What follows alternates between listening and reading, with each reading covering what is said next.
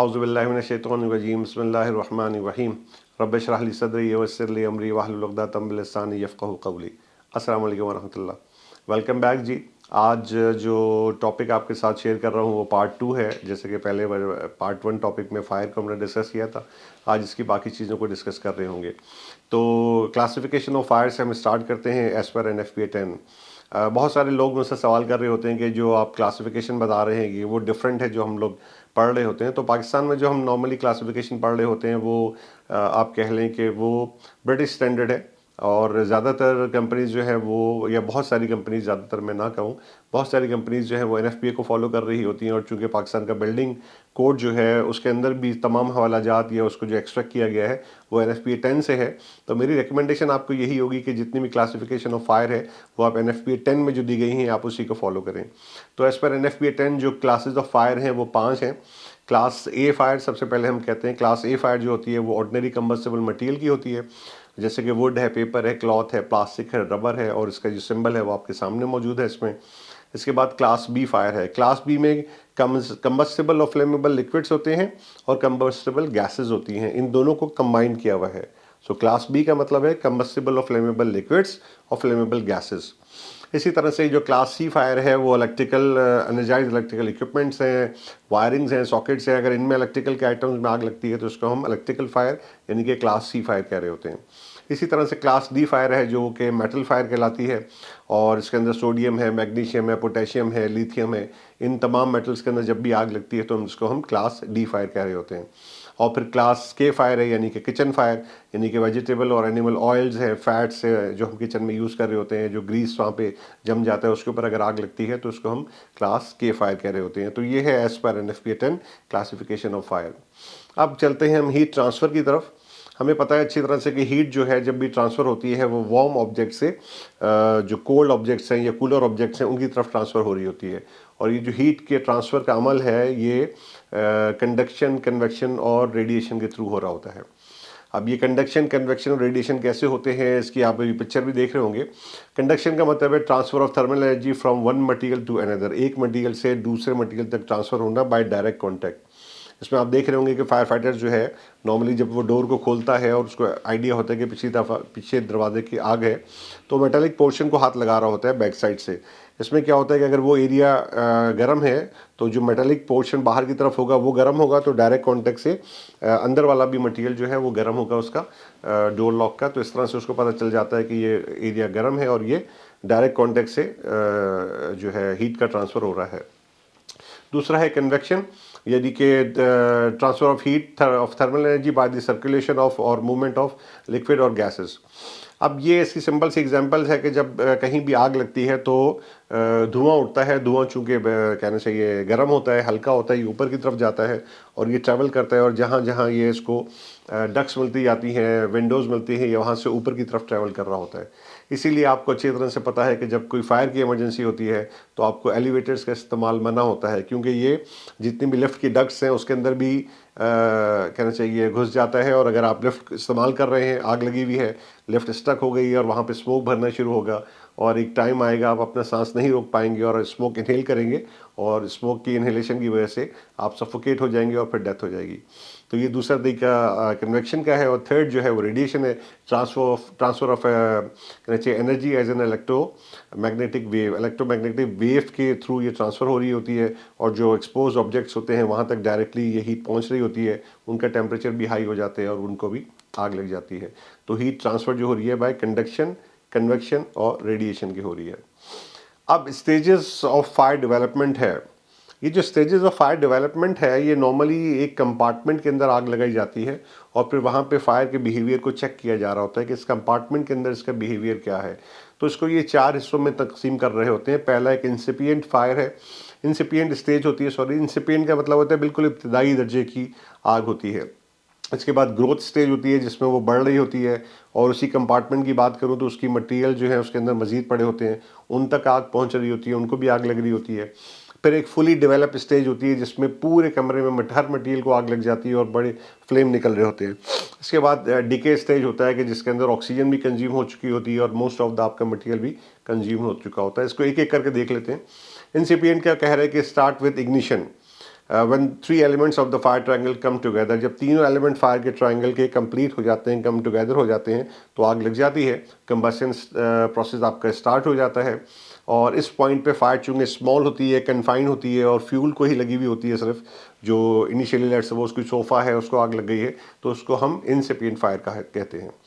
Growth stage कहता है begins to influence the environment, जैसे मैंने पहले ही बताया उस कमरे के इन्वायरमेंट को इन्फ्लुएंस कर रही होती है, क्योंकि साथ में आग लगी है। हमने प्रोडक्ट्स ऑफ कंबशन की भी अभी बात की थी पिछले वीडियो में, तो वो इसके ऊपर इफेक्ट डाल रहे होते हैं। हीट होती है, लाइट होती है, ये तमाम चीज़ें जो है उसके ऊपर इन्वायरमेंट के ऊपर इफेक्ट डाल रहे होते हैं, और उसका जो स्केल है वो लार्जर होता चला जाता है और बाकी चीज़ों को भी आग लग रही होती है। फिर फुली डेवलप स्टेज है, यानी ये उस वक्त होता है जब कंबस्टिबल मटेरियल जो होते हैं कंपार्टमेंट के, वो तमाम के तमाम जलने लगते हैं। और decay stage, a compartment fire will decay as the fuel is consume, जैसे मैंने पहले बताया कि फ्यूल अच्छी तरह से कंज्यूम हो गया है सारा का सारा, या ऑक्सीजन कंसंट्रेशन जो है वो ख़त्म हो गई है, कम हो गई है, और वहाँ पे फ्लेमिंग का कंबस्शन नहीं हो रहा है, वो बिल्कुल डिमिनिश हो गई है, ख़त्म हो रही है।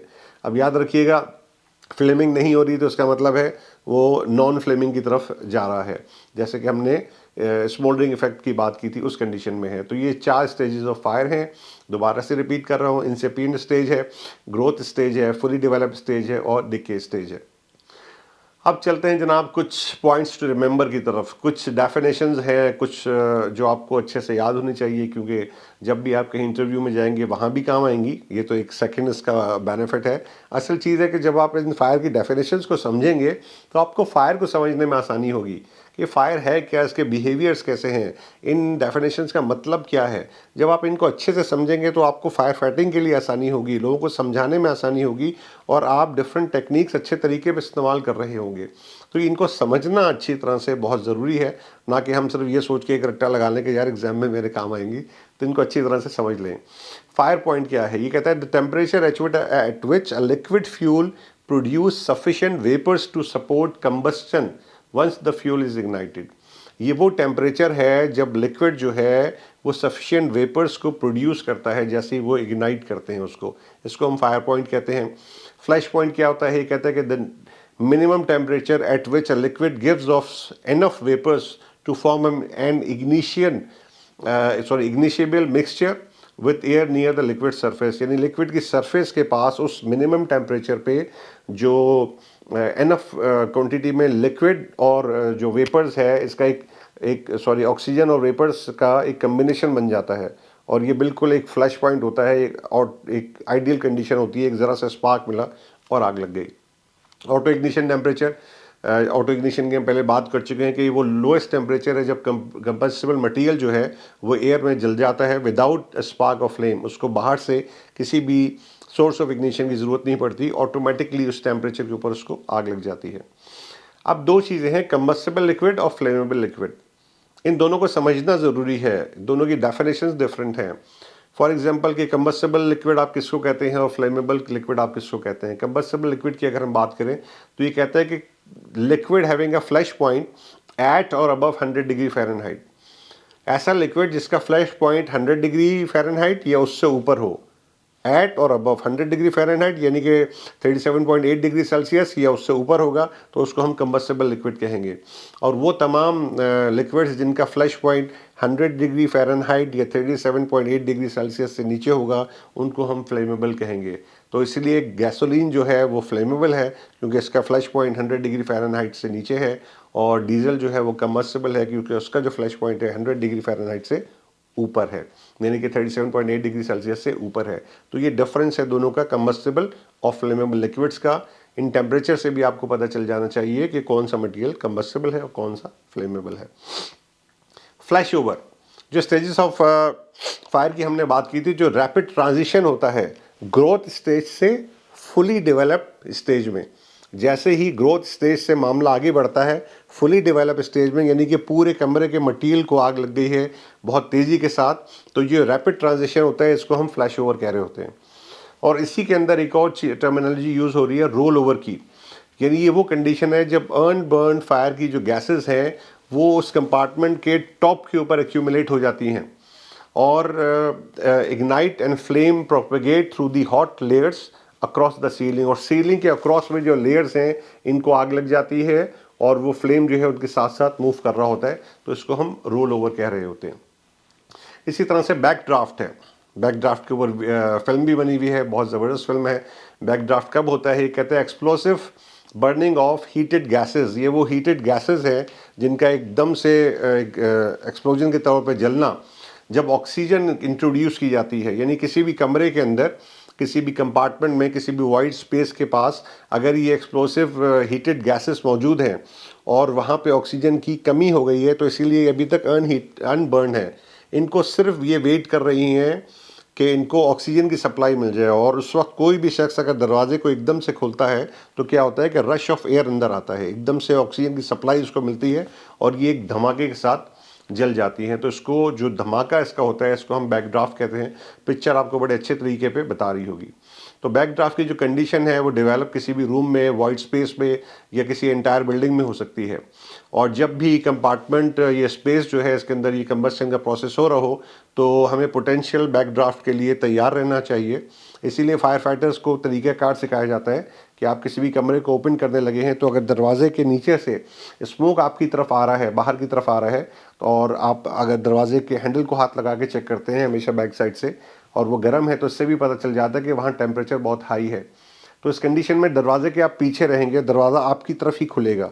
आपकी तरफ क्यों खुलेगा? क्योंकि आपने दरवाजे की आड़ लेनी है, ताकि अगर खुदा ना खास्ता आपने दरवाज़ा भी एकदम से पूरा नहीं खोलना है, आपने दरवाजे को एक स्लिट ओपनिंग देनी है, बिल्कुल नैरो ओपनिंग, बिल्कुल मामूली से दरवाज़ा खोलेंगे, कंडीशन देखेंगे, फिर आहिस्ता आहिस्ता उसको खोलेंगे। क्योंकि जैसे मैंने कहा, अगर आपने एकदम से दरवाज़ा खोल दिया तो रश ऑफ एयर अंदर होगा, और ये जो हॉट अनबर्न गैसेज हैं इनको एकदम से ऑक्सीजन मिलेगा और ये एक ब्लास्ट हो जाएगा। लेकिन चूंकि आप दरवाजे के पीछे होंगे तो आपकी अपनी सेफ्टी प्रोटेक्शन होगी और आप किसी हद तक सेफ रहेंगे। तो ये बैकड्राफ्ट की डेफिनेशन है। इसी तरह से स्मोक का एक्सप्लोजन होता है। स्मोक एक्सप्लोजन जो होता है वो बिफोर और आफ्टर डिके स्टेज होता है। डिके स्टेज हमने आपको क्या बताया था कि जब ऑक्सीजन कंज्यूम हो गई है ऑलमोस्ट उस कमरे की, तो ये डिके स्टेज वाला मामला है।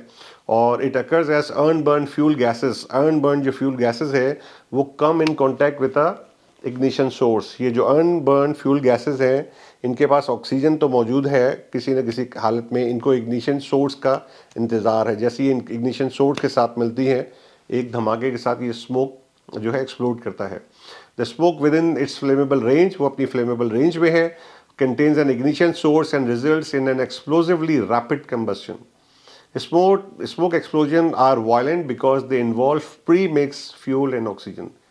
ये बहुत वायलेंट होता है क्योंकि इसके अंदर प्री मिक्स, पहले से मिक्स फ्यूल और ऑक्सीजन शामिल है। इसको सिर्फ सोर्स ऑफ इग्निशन जैसे ही मिलता है, ये स्मोक एक्सप्लोड कर जाता है। इसके बाद एक और चीज़ आपको बड़े अच्छे से याद रखनी है, vapour density. Being a rescuer, being a fire fighter, इस चीज़ का आपको पता होना चाहिए।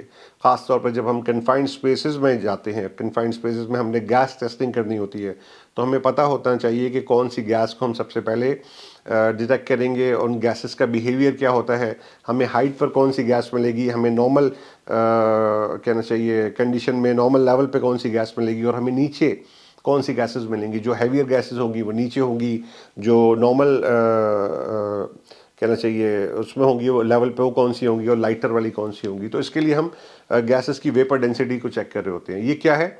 Wait of a given volume of pure vapour और gas compare to the weight of an equal volume of dry air. ये जो ड्राई एयर है इसके सेम टेम्परेचर और प्रेशर के साथ होता है इसका लिंक, और चूंकि इसको हम डिस्क्राइब करते हैं density of gases in relation to air, air के साथ इनकी डेंसिटी को हम मेजर कर रहे होते हैं, और एयर जो है उसको असाइन किया गया है वेपर डेंसिटी 1। तो जो गैसेस हम कहते हैं कि ये एयर से भारी हैं तो वो हमेशा नीचे की तरफ होंगी, उनकी डेंसिटी 1 से ज़्यादा होगी, वो 1.2 होगी, 1.5 होगी, वो हमेशा नीचे होगी। लेट्स सपोज हाइड्रोजन सल्फाइड है, हाइड्रोजन सल्फाइड की वेपर डेंसिटी एयर से ज़्यादा है तो वो हमेशा नीचे की तरफ रहती है, नीचे की तरफ ट्रैवल करती है। कार्बन डाइऑक्साइड हवा से भारी है, वो हमेशा नीचे की तरफ रहेगी, उसकी वेपर डेंसिटी ज़्यादा है। कार्बन मोनोऑक्साइड, इसकी वेपर डेंसिटी ऑलमोस्ट तकरीबन एयर जितनी है, उसकी वेपर डेंसिटी मेरे ख्याल में 0.95 है, और मीथेन जो है वो लाइटर है तो वो हमेशा ऊपर की तरफ होगी। तो ये भी हमारे लिए बड़ा ज़रूरी है कि हम वेपर डेंसिटीज़ का ख्याल रखें और हर वक्त इनको समझें। इसके बाद जनाब आता है boiling liquid BLEVE boiling liquid expanding vapour explosion. इसमें होता क्या है, ये कहता है कि ब्लाइवी उस वक्त होती है जब कोई भी जो वेसल है उसके अंदर जो लिक्विड है वो above it's normal boiling point और अंडर प्रेशर होता है, और ये जो नॉर्मल बॉइलिंग पॉइंट और अंडर प्रेशर जो फेल हो जाता है कैटास्ट्रॉफिकली, तो ब्लाइवी का अमल शुरू होता है। व्हेन द वेसल फेल हो जाती है, the pressure immediately drops to atmospheric, और द हॉट लिक्विड जो है वो रैपिडली बॉयल होता है, बहुत ही तेज़ी के साथ बॉयल होता है। और जब बॉइलिंग की वजह से क्या होता है, वेपर जो है बहुत तेज़ी के साथ बर्न होना प्रोड्यूस होना शुरू हो जाते हैं, लार्ज क्वांटिटी ऑफ वेपर्स वहाँ पे बनना शुरू हो जाते हैं, और वो जो सबसे वीकर पॉइंट होता है उस वेसल का, उसके ऊपर प्रेशर देते हैं और वहाँ से उसको फाड़ते हुए बाहर निकल जाते हैं। और अगर उस वेसल के अंदर जो लिक्विड था अगर वो फ्लेमेबल भी है, तो जब वो बाहर निकलेगा तो एक बहुत बड़ा फायर का बॉल बनेगा। तो ये हमें याद रखना है।